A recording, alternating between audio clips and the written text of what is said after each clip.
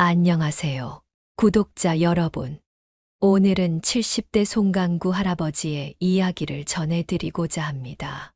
부모니까 모든 걸 다 준 할아버지의 가슴 아픈 사연입니다.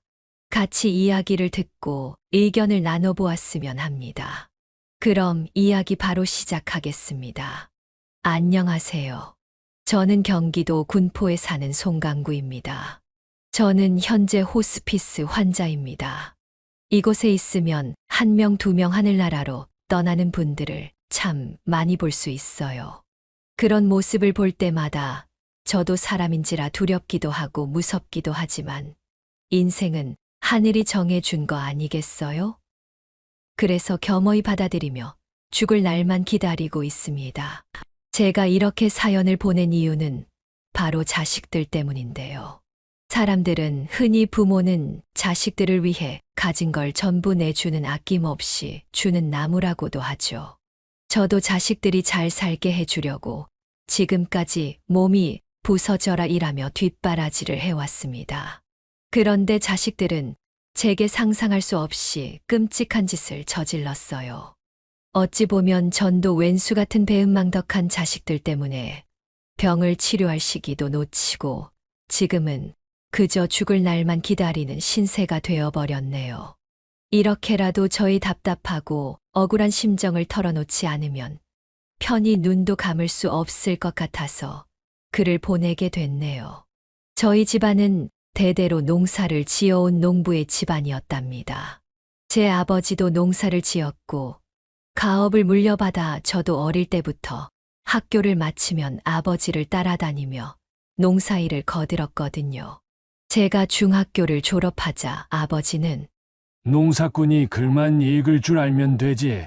공부는 절대 많이 할 필요가 없다. 라고 하시며 고등학교는 가지 말고 본격적으로 농사를 지으라고 말씀하셨지요. 그러면서 제 여동생은 고등학교까지 마치도록 뒷바라지를 하셨답니다. 아버지는 여동생에게 순이야, 너는 여기서 농사 짓지 말고 서울로 가서 어여 좋은 남자 만나서 결혼해서 살아라. 라고 말씀하셨고요. 집안의 가업을 물려받는 건 저 하나로 충분하다고 생각하셨던 거죠. 저도 아버지처럼 농사를 천직으로 알고 묵묵히 땅만 파면서 살게 되었습니다. 어릴 때부터 부모님이 새벽부터 해질 때까지 일하는 걸 매일 봐왔기 때문에 저도 그렇게 사는 게 당연하다고 생각했어요. 그러다 제가 20살이 되던 때 아버지께서 세상을 떠나셨습니다.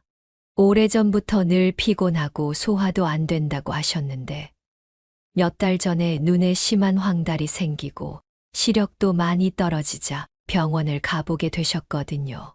그랬더니 병원에서는 간암말기라는 날벼락 같은 선고를 내린 겁니다. 의사는 너무 늦어서 회생 가능성도 없으니 마음의 준비를 하라고 했죠. 하지만 엄마는 의사를 붙잡고 제발 남편을 살려달라고 매달리셨어요. 의사는 가능성이 낮기는 하지만 수술을 한번 해보자고 했답니다. 그런데 아버지는 완강하게 수술을 거부하신 거예요. 아버지는 수술해봐야 산다는 보장도 없는데 괜스레 돈만 날리지 말고 어서 집으로 가자고 이렇게 말씀하셨죠. 엄마는 울고불고 안 된다고 아버지에게 수술을 받자고 애원했지만 아버지의 황소고집을 이기지는 못했답니다. 저희 아버지 세대의 공통점은 내가 죽어도 자식들에게 피해가게 해서는 안 된다는 부모로서의 책임감이었죠. 그렇게 병원에서 퇴원하고 3개월 후에 아버지는 세상을 떠나셨습니다. 그 후 고등학교를 졸업한 여동생은 서울로 떠났고 저는 혼자 남은 엄마와 함께 농사를 지었어요. 이제 남은 걱정은 한 가지뿐이었는데 바로 제가 결혼을 해서 가정을 꾸리는 것이었죠. 하지만 시골에서 농사나 짓는 별 볼 일 없는 남자한테 시집 오겠다는 여자가 어디 있겠어요. 같은 마을에 사는 처녀들도 모두 도시로 나가서 남편감을 찾았으니까요. 그러다가 서울로 간 여동생이 결혼을 약속한 남자를 데리고 집으로 내려왔어요. 여동생은 오빠보다 먼저 결혼을 하는 게 마음에 걸리는지 제 눈치를 살폈지만 전 괜찮다고 여동생에게 말해 주었죠. 그러자 여동생은 고마워. 그리고 힘들게 농사만 짓게 만들어서 정말 미안해. 라며 눈물을 보였답니다. 어릴 적부터 저를 유난히 따르던 여동생이 이제는 결혼을 한다고 하니 저도 감회가 남달랐습니다. 여동생이 결혼을 하고 난 뒤에 엄마가 바빠지셨어요. 여러 군데 수소문하면서 제 짝을 찾으려고 동분서주하셨죠. 주위 사람들의 소개로 맞선을 여러 번 봤지만 번번이 퇴짜를 맞았답니다. 아무리 찾아봐도 도무지 제 짝이 나타나지 않자 어느 날 엄마는 제게 국제결혼 이야기를 꺼내시더군요. 전 다른 나라 여자와 결혼하는 게 썩 내키지 않았지만 엄마는 마음만 맞으면 국적이 무슨 상관이냐며 저를 설득하셨어요. 그때 제 나이는 30 중반을 넘어서고 있었고요. 저도 결혼은 해야겠지만 뾰족한 수가 없어 엄마의 뜻을 따르기로 했답니다. 그래서 국제결혼 중개업체를 찾아가 마땅한 상대를 만나기 위해 베트남으로 넘어가 아내를 만나게 되었죠. 베트남 아내는 한국말을 곧잘해서 의사소통에 어려움이 없었답니다. 알고 보니 베트남 아내는 한국으로 시집 오기 위해 몇 년간이나 한국어를 공부했다고 하더군요. 저도 키는 작지만 동그란 얼굴의 아내가 아주 마음에 들었어요. 그 뒤는 일사천리로 진행돼서 아내와 저는 결혼식을 마쳤고 시골집에서 같이 농사를 짓게 되었지요. 제가 결혼을 하니까 엄마보다 여동생이 더 좋아하더군요. 여동생은 저에 대한 미안함으로 늘 가슴 속에 무거운 돌덩이를 얹은 것처럼 답답했는데 이젠 홀가분하다고 했고 저도 이제 가장이 되었으니 더 열심히 일을 했답니다. 3년이 지나자 아내는 아들만 둘을 낳았어요. 아내는 무척이나 부지런했고 농사일을 잘 알고 있었죠.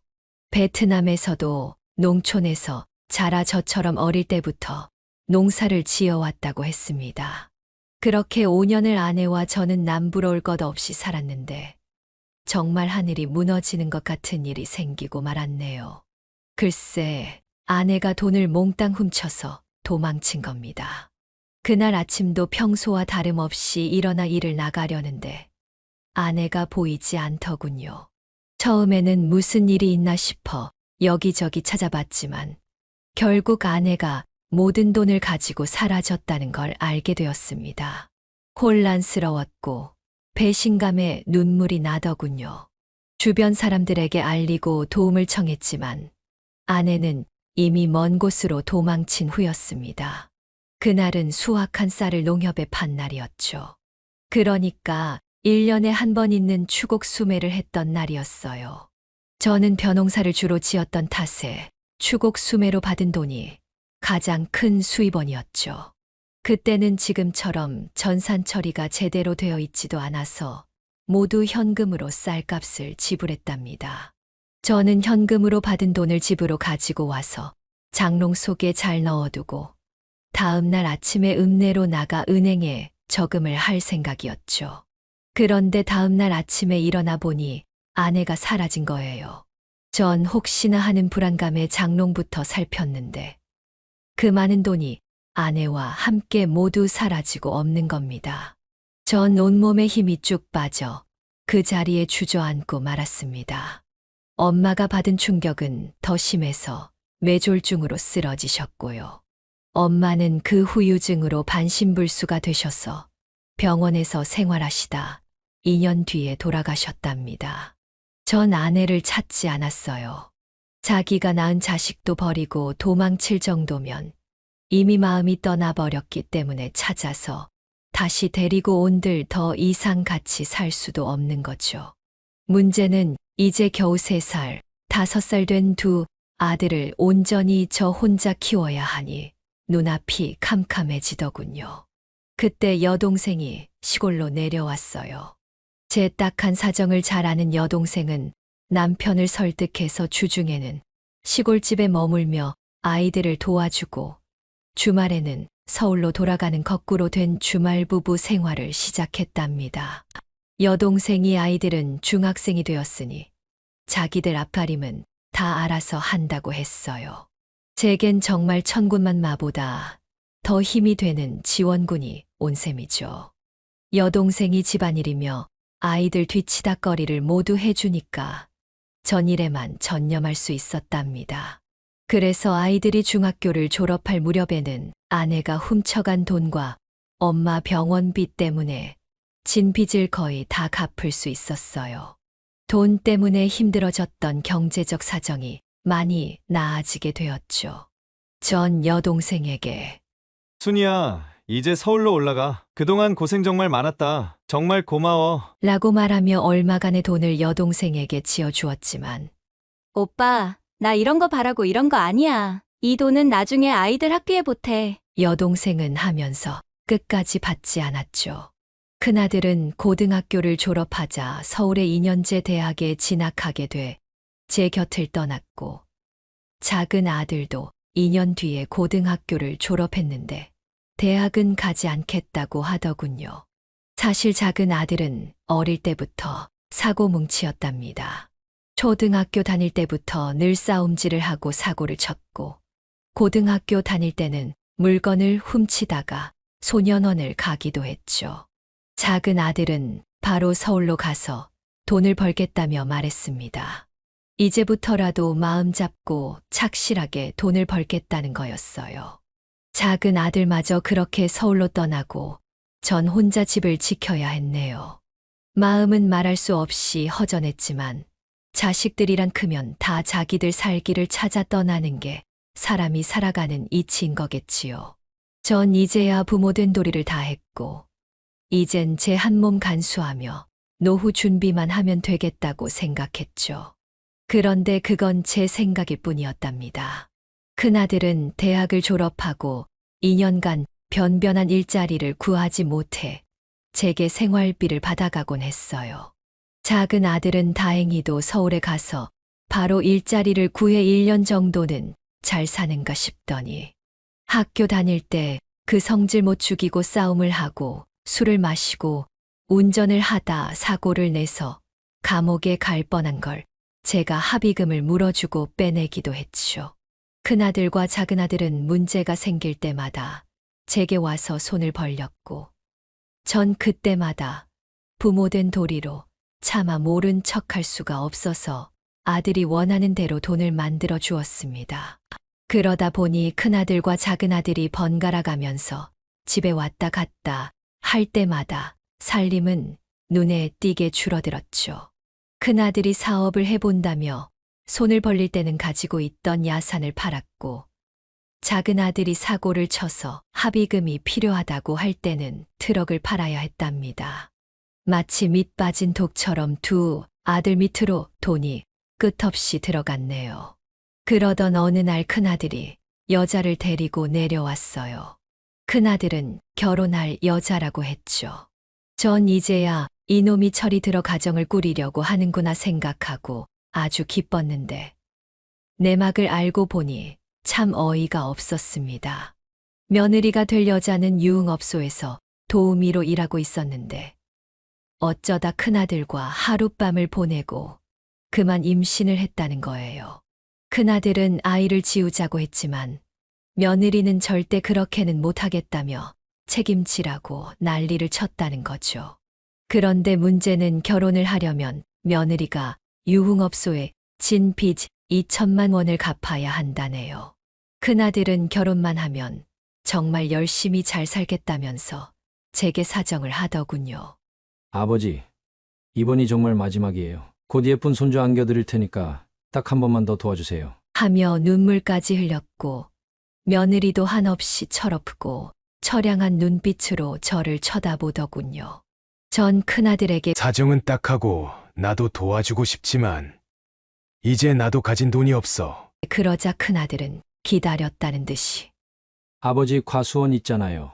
라고 하는 겁니다. 전 그건 마지막 남은 재산이라면서 절대 팔 수 없다고 밝혔지만 큰아들은 물러서지 않고 제가 지칠 때까지 이틀 동안 집에 머물면서 저를 괴롭혔답니다.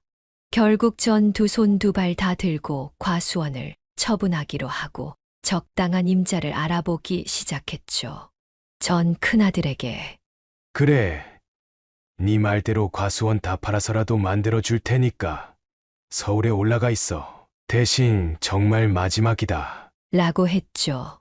큰아들과 며느리는 그제서야 웃으며 올라가더군요. 그런데 며칠 후에 여동생이 연락도 없이 갑자기 찾아온 거예요. 여동생은 저를 보자마자 하고 물었죠. 오빠, 과수원 팔려고 내놨다는데 정말이야? 제가 고개만 끄덕이자 여동생은 전후 사정을 대번에 알아차렸습니다. 명구가 결혼할 여자 데리고 왔다더니 그 놈이 또 돈 달라고 했지? 라고 물었어요. 제가 먼 산만 보며 한숨을 쉬자 여동생은 답답한지 오빠, 제발 그러지 마. 언제까지 자식놈들한테 다 퍼줄 거야?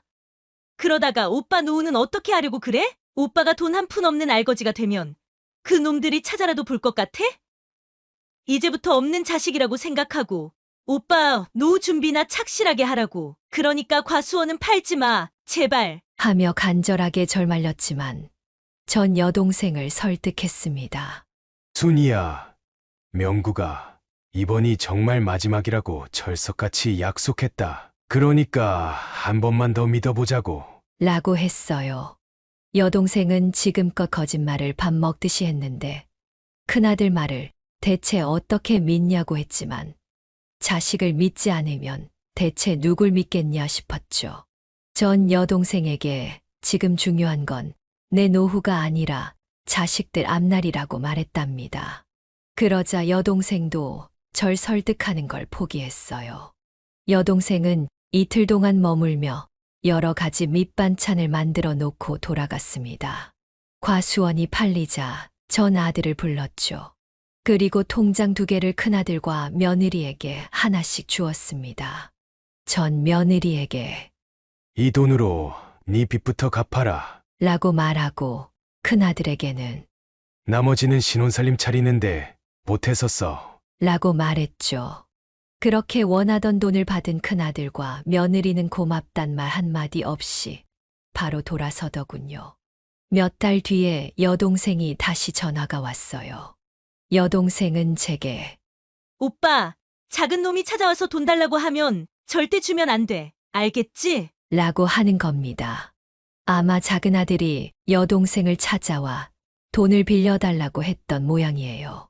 제가 자세하게 말해보라고 하자 여동생은 얼마 전에 작은 아들이 찾아와 1,000만 원만 급히 빌려달라고 하더랍니다. 여동생은 작은 아들이 어떤 놈인지 잘 알기에 없다고 딱 잘라버렸다고 했어요. 그러자 작은 아들은 여동생에게 온갖 욕을 해대면서 심한 행패를 부리더니 돌아갔다고 하네요. 그런데 아무리 돈이 급해도 고모한테 그렇게 요구하고 행패를 부리는 걸 보니 심상치 않은 일이 생긴 게 분명하다고 생각해서 어렵게 수소문해서 알아보니 글쎄, 작은 아들이 도박에 빠져 사채를 쓰고 도망 다니는 형편이라는 거예요. 만약에 돈이 생기면 분명히 다시 도박을 할 거니 절대 돈을 주지 말라고 하는 거였죠. 전 알았다고 말했습니다. 여동생의 말처럼 며칠 후에 작은 아들이 거의 노숙자나 다름없는 몰골로 저를 찾아왔답니다. 그 초라한 꼴을 보니 작은 아들이 하고 다니는 짓은 미워도 불쌍하고 또 안쓰러운 마음이 들어서 우선은 든든하게 밥을 먹였습니다. 작은 아들은 밥을 먹고 나더니 역시 돈을 해달라는 거예요. 저도 이젠 정말 돈이 없었어요. 두 아들이 번갈아 가면서 손을 벌리는 바람에 대출도 받을 수 있는 대로 다 받아서 방법이 없었어요. 그러자 작은 아들 놈은 정말 기가 막힌 말을 하는 겁니다. 아버지, 그냥 논이고 밭이고 전부 다 팔아버리자. 전 그 순간 이성을 잃을 정도로 화가 나서 바로 작은 아들의 뺨을 세차게 때리고 말았답니다. 이놈의 자식, 그걸 말이라고 하는 거야. 논이며 밭이며 전부 팔아버리면 난 뭘 먹고 살란 말이냐? 그러자 작은 아들은 저를 똑바로 보면서 이러는 겁니다. 그건 내가 알바가 아니고 부모가 됐으면 자식이 돈 필요하다고 하면 줘야 하는 거 아니야? 전 하도 기가 막혀서 마당에 있던 삽자루를 가지고 와서 작은 아들에게 휘둘렀습니다. 당장 내 눈앞에서 꺼져. 이런 나쁜 놈 같으니라고. 하곤 소리를 지르자 작은 아들도 눈에 불을 켜고 쌍욕을 하면서 제게 덤벼들더군요. 그때 여동생이 소리를 지르면서 들어왔답니다. 현태 이놈의 자식, 어디 아버지한테 이런 몹쓸 짓을 해? 하며 작은 아들에게 달려들었죠. 작은 아들은 제 여동생을 마당에 밀쳐버리고 저와 여동생을 싸잡아 욕을 하는 거예요. 아, 정말 짜증나게 하네. 둘 다 그 나이 먹도록 1,000만 원도 없이 왜 살아? 재수 없어, 정말. 이러는 겁니다. 전 자식 놈한테 그런 말까지 들으니 도저히 더 이상은 참을 수가 없었습니다. 지금까지 모든 걸 다 해줬는데 고작 한다는 소리가 돈 없으면 그냥 나가 죽으라는 거야. 전 작은 아들을 노려보면서 이놈의 자식. 그래 오늘 네가 죽든지 내가 죽든지 결판을 내자. 이놈아. 하며 다시 삽자루를 쳐들었는데 갑자기 가슴팍에 불이 붙은 것 같이 뜨거워지더니 입으로 피를 토하기 시작했습니다. 여동생이 놀라서 피를 토하며 쓰러지는 저를 부추겼죠. 전 여동생이 제 뺨을 때리는 걸 느끼다가 의식을 잃고 말았답니다. 병원에서 정신이 든 제게 의사는 폐암 3기라는 진단을 내렸어요. 의사는 제게 지금이라도 당장 항암 치료를 시작해야 합니다. 많이 진행됐지만 그래도 희망은 있어요. 라고 말하더군요. 그러자 옆에 있던 여동생이 제 손을 꼭 잡아주면서 완치될 수 있으니까 용기를 내라고 격려해 주었죠. 그런데 아들놈들은 보이지도 않았답니다. 제가 아들을 찾는다는 걸 알아차린 여동생은 제게 명구랑 현태 그놈들, 오빠가 폐암 3기라고 하니까 지들끼리 뭐라고 수군거리더니 그냥 가버렸어. 이제 오빠가 자기를 돈줄이 아니라 짐이 될 것 같으니까 도망가 버린 거지. 라고 하는 거예요. 제 아들놈들이라면 충분히 그럴 수 있다고 생각했어요. 전 병원에서 한 달간 치료를 받고 일주일에 2번씩 병원으로 와서 항암 치료를 받기로 하고 퇴원을 했습니다. 그런데 몇 달 뒤에 제가 가지고 있던 논과 밭이 도시계획에 편입됐다는 통보를 받게 되었답니다. 제가 사는 동네 앞으로 고속도로를 진입하는 새로운 인터체인지를 만드는데 제가 가진 논과 밭이 대부분 그 신도로에 편입된 거죠. 그러자 그걸 또 어떻게 알았는지 큰아들과 며느리 그리고 작은아들까지 득달같이 달려와서 제게 보상금을 내놓으라고 하는 거예요. 전 이놈들이 이렇게까지 부모 등골을 빨아먹으려고 덤빌 줄 몰랐네요.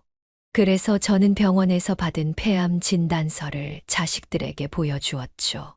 아무리 악독한 자식들이라도 암으로 죽어가는 아버지의 보상금을 가져갈 생각은 하지 않을 거라고 생각했는데 세상에 결과는 정반대였습니다. 폐암 진단서를 본 큰아들은 제게 아버지, 우선 보상금을 전부 나한테 주면 내가 아버지 끝까지 모실게. 그러니까 돈부터 내놔. 라고 했습니다. 정말 돈에 눈이 멀어도 정도가 있지. 이럴 수는 없다는 생각이 들었답니다. 저는 죽으면 죽었지. 절대 아들에게 제 목숨을 맡길 수는 없다고 생각했어요.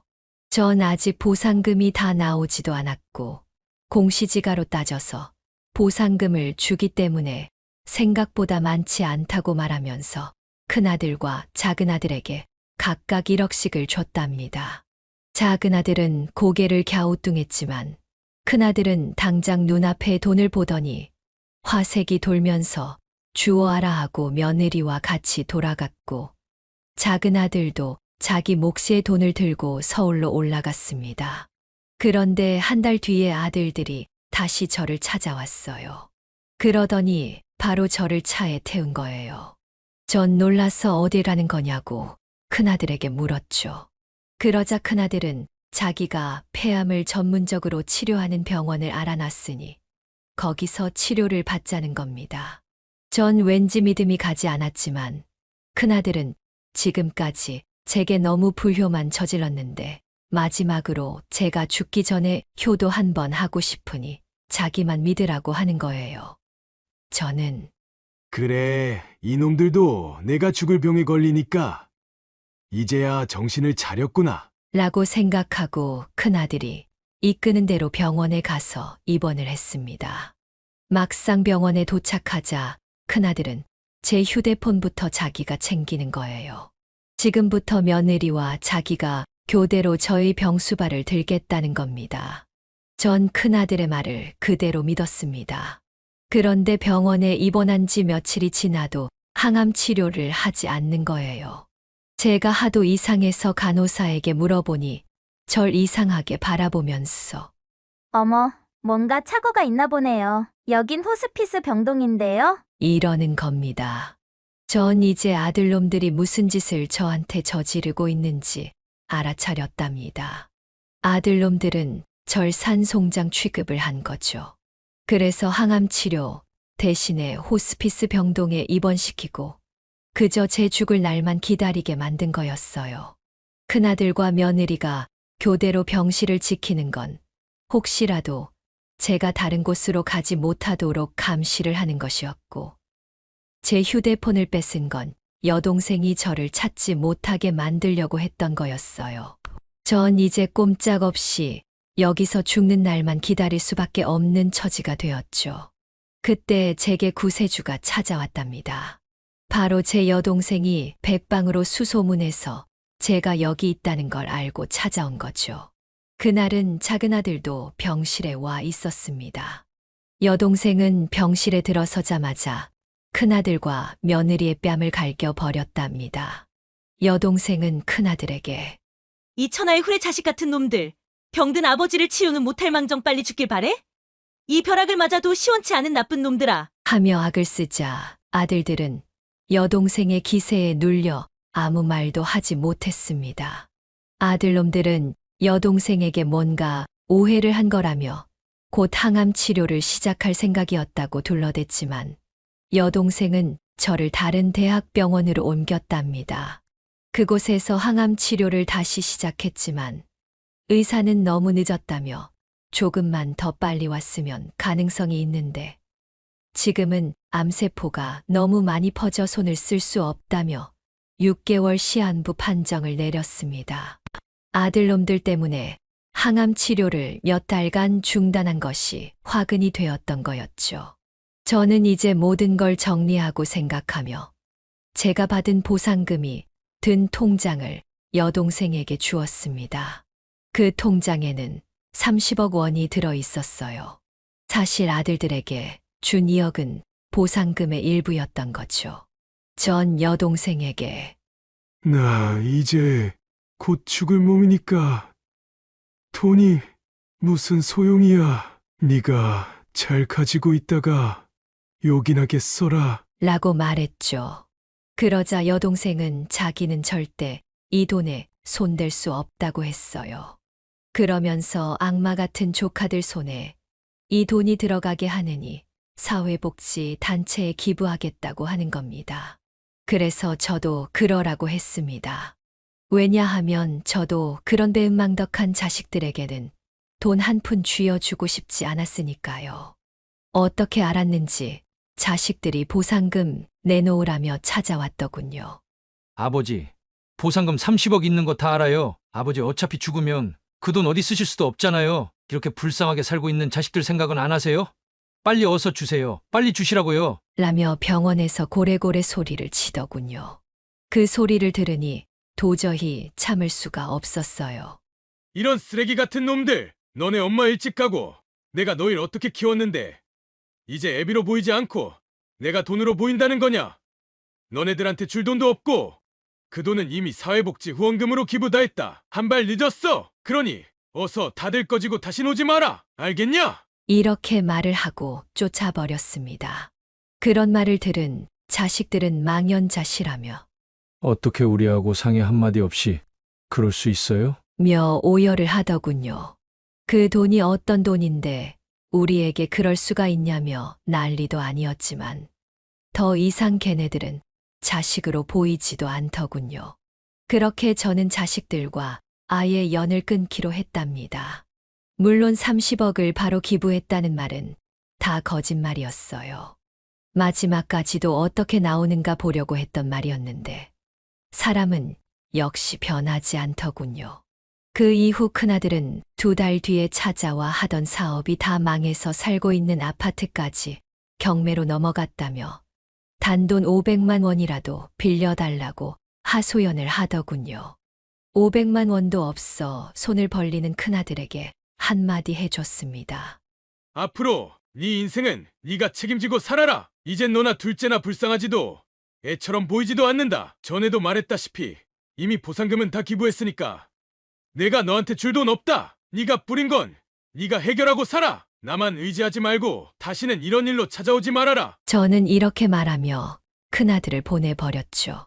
둘째도 시도 때도 없이 돈 좀 달라고 연락 오고 찾아오지만 냉정하게 말을 했더니 이제야 조금 잠잠해졌어요.